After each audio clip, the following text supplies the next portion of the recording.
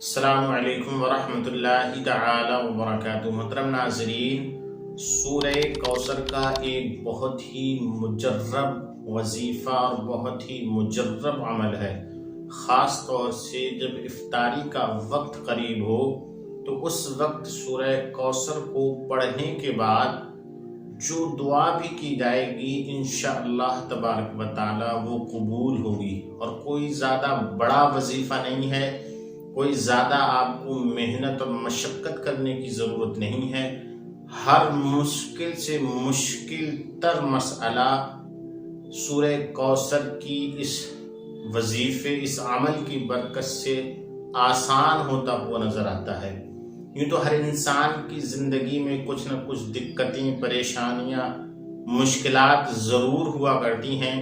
اگر آپ ایک بار صرف یہ وظیفہ کر لیں گے، یہ عمل پڑھ لیں گے تو انشاءاللہ تبارک و تعالی ساری مشکلات آسان ہو جائیں گی۔ اگر کوئی بیمار ہے اور وہ اپنی بیماری سے صحت یاب نہیں ہو پا رہا ہے، اسے کچھ فیض نہیں مل پا رہا ہے، دن بدن وہ بیمار ہوتا چلا جا رہا ہے، اس کی بیماری میں اسے شفا یابی نہیں مل رہی ہے، تو اگر کسی بیمار کے واسطے یہ پڑھیں گے تو انشاءاللہ تبارک و تعالی بزرگ فرماتے ہیں کہ اس کی بیماری اس عمل کی برکت سے انشاءاللہ تعالی دفع اور رفع ہوتی ہوئی نظر آئے گی، دور ہوتی ہوئی نظر آئے گی۔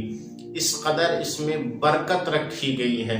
ناظرین گرامی، اس کی برکت کا اندازہ خاص اس بات سے کیا جا سکتا ہے کہ یہ وظیفہ، یہ عمل صرف اور صرف رمضان میں افطار سے پہلے پڑھے جانے کا ہے، اور زیادہ اس میں کوئی وقت بھی نہیں لگے گا۔ صرف آپ 1 منٹ میں یہ عمل کر سکتی ہیں، یہ وظیفہ پڑھ سکتی ہیں۔ 1 منٹ، جبکہ 1 منٹ کی کوئی ویلیو اور وقعت نہیں ہوا کرتی ہے۔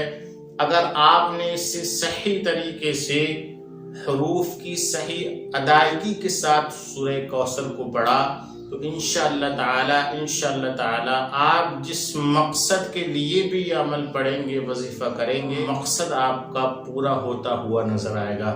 محترم سامعین حضرات، بزرگ تو یہاں تک فرماتے ہیں اگر کوئی تنگ دست ہے، کوئی مفلس ہے، نادار ہے، یا اس کا کوئی کاروبار نہیں چل رہا ہے، ہر طرف سے کام کاج بند ہے، اس کا کہیں سے کوئی اپنے اخراجات پورے ہونے کی سبیل نظر نہیں آ رہی ہے کہ ہم اپنے خرچے کہاں سے پورے کریں، بہت پریشان ہے خرچوں کو لے کر، گھر کے اندر ایک طریقے سے افلاس و تنگ دستی ہے، خرچے نہیں ہو پا رہے ہیں، تو اگر اس عمل کو، اس وظیفے کو پڑھا تو انشاءاللہ تبارک و تعالی غیب سے سامان پیدا ہو جائیں گے، اور غیب سے روزی آنے لگے گی، رزق آنے لگے گا۔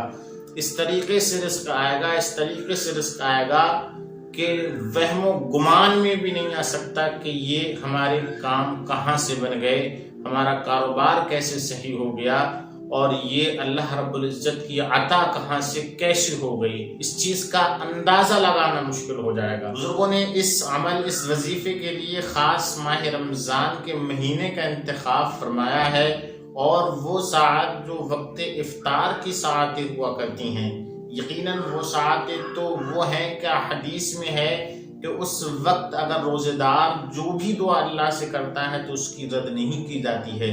مزید سونے پہ سہاگا یہ کہ اگر کوئی شخص سورہ کوثر کو پڑھ لے گا، جو یہ میں آپ کو عمل یا وظیفہ بتانے والا ہوں، اس طریقے سے اگر اس نے کر لیا، پڑھ لیا، تو انشاءاللہ تعالی اس کی تمام جائز حاجات اور تمام جائز مقاصد پورے ہو جائیں گے۔ آپ کو اس وظیفہ، اس عمل کے پڑھنے کے لیے کسی بھی طریقے کے کوئی پرہیز کی ضرورت بھی نہیں ہے۔ عام طور سے اگر کوئی وظیفہ یا عمل کرتے ہیں، پڑھتے ہیں، تو اس میں ترک جلالی، ترک جمالی کی بھی شرط ہوا کرتی ہیں، مگر اس وظیفے میں، سورہ کوثر کے اس عمل میں کسی بھی طرح کی کوئی ترک جلالی اور جمالی کی شرط نہیں ہے، الا یہ کہ آپ کو صرف نمازوں کا خیال رکھنا ہے، نماز پڑھنا ہے، اور جھوٹ وغیرہ سے اپنی زبان کو پاک و صاف رکھنا ہے، اور خود اپنے آپ کو پاک و صاف رکھنا ہے، اور سورہ کوثر کے جو الفاظ ہیں ان کی ادائیگی درست ہونی چاہیے۔ تو انشاءاللہ تعالی اس وظیفے کو پڑھنے کے بعد میں آپ جو دعا کریں گے یا جس مقصد جائز کے لیے پڑھیں گے وہ مقصد انشاءاللہ آپ کا پورا ہو جائے گا۔ تو آئیے میں آپ کو وظیفہ بتاتا ہوں، اس کا پورا طریقہ بتاتا ہوں، کس طریقے سے آپ کو یہ عمل کرنا ہے اور کیسے آپ کو پڑھنا ہے۔ انشاءاللہ تعالیٰ اگر آپ میرے بتائے ہوئے طور و طریقے سے پڑھیں گے، چونکہ یہ بزرگوں کا طور و طریقہ ہے، انہوں نے بتا رکھا ہے، تو انشاءاللہ تعالیٰ ضرور اس سے فائدہ حاصل کریں گے اور آپ کو ضرور اس کا فیض پہنچے گا۔ تو آئیے ناظرین گرامی، میں اس کے طریقے کو آپ تک پہنچاتا ہوں کہ کس طریقے سے پڑھنا ہے۔ ضروری بات یہ کہ اسے مرد حضرات بھی پڑھ سکتے ہیں اور خواتین بھی پڑھ سکتی ہیں۔ خواتین بھی اس عمل کو کر سکتی ہیں، اپنے کسی جائز مقصد کے لیے پڑھ سکتی ہیں۔ کوئی بیمار ہے تو اس کی صحت یابی کے لیے پڑھ سکتی ہیں، کسی کا کام نہیں چل رہا ہے، ان کے گھر میں شوہر کا ان کے کام بند ہے تو اپنے شوہر کے کاروبار کے لیے پڑھ سکتی ہیں، یا وہ خود کسی پریشانی میں مبتلا ہیں تو اس پریشانی کے حل کے لیے پڑھ سکتی ہیں، اپنے بھائی بہن کے لیے پڑھ سکتی ہیں، یا کسی کا کوئی رشتہ نہیں آ رہا ہے تو اس رشتے کے لیے بھی پڑھ سکتی ہیں۔ انشاءاللہ تعالیٰ آپ دیکھیں گے کہ غیب سے اللہ تعالیٰ اس عمل کی برکت سے اسباب پیدا فرما دے گا۔ تو مرد حضرات بھی پڑھ سکتے ہیں اور خواتین بھی پڑھ سکتی ہیں۔ اب آپ طریقہ سماعت کیجیے گا۔ سب سے پہلے باوضو ہونے کے بعد جا نماز بچھائیے گا اور درود پاک کی ایک تسبیح پڑھ لیجیے گا۔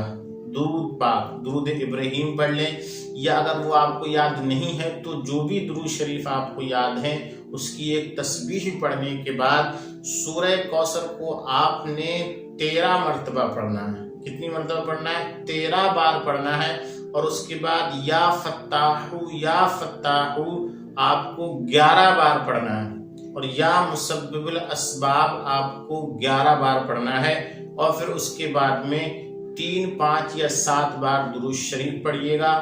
پھر دعا کیجئے گا، اپنے اس مقصد جائز کے لیے دعا کیجئے گا، کاروبار کے لیے دعا کیجئے گا، جس چیز کے لیے بھی آپ یہ عمل کریں گے، پڑھیں گے، تو انشاءاللہ تعالی وہ کام آپ کا مکمل ہوتا ہوا نظر آئے گا۔ غیب سے اللہ تبارک و تعالیٰ کی رحمت کے خزانے کھل جائیں گے، آپ کی مشکلات دور ہو جائیں گی، پریشانیاں دور ہو جائیں گے، اور بزرگوں کا بڑا مجرب عمل ہے، بڑا مجرب عمل ہے۔ آپ حضرات اس سے ایک بار ضرور کر کے دیکھیے گا۔ ماہ رمضان اس وقت ہم اور آپ کے درمیان موجود ہے، اس کی ایک ایک گھڑی رحمت بھری ہے۔ یقیناً اس میں جو دعائیں کی جاتی ہیں اللہ کی بارگاہ میں، رب تبارک و تعالیٰ روزے دار کی دعا کو رد نہیں فرماتا ہے۔ تو یہ گولڈن چانس ہے، ابھی وقت موقع ہے، اسے آپ اپنے ہاتھوں سے نہ جانے دیجیے گا، عمل کیجیے گا، وظیفہ پڑھیے گا، انشاءاللہ تبارک و تعالیٰ آپ اس سے ضرور فیض یاب ہوئیں گے۔ اور مجھ فقیر، مجھ حقیر، سراپا تقصیر کو بھی اپنی خاص دعاؤں میں یاد رکھیے گا۔ السلام علیکم ورحمۃ اللہ۔